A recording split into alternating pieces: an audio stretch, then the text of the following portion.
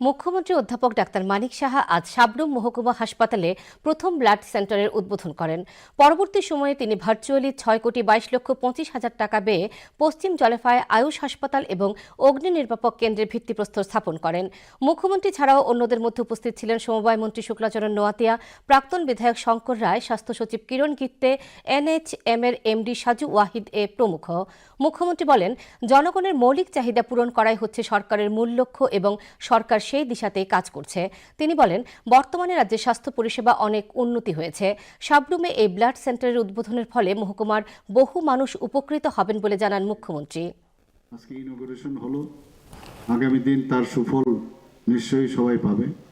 আজকে আমরা যদি ডেভেলপমেন্টের কথা বলি, ডেভেলপ মানে মানুষের জন্য কাজ করা, মানুষের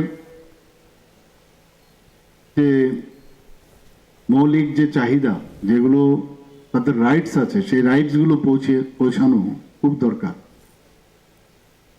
আজকে ইন্টিগ্রেটেড আয়ুষ হসপিটালে এখানে আপনারা যে সুযোগগুলো পাবেন,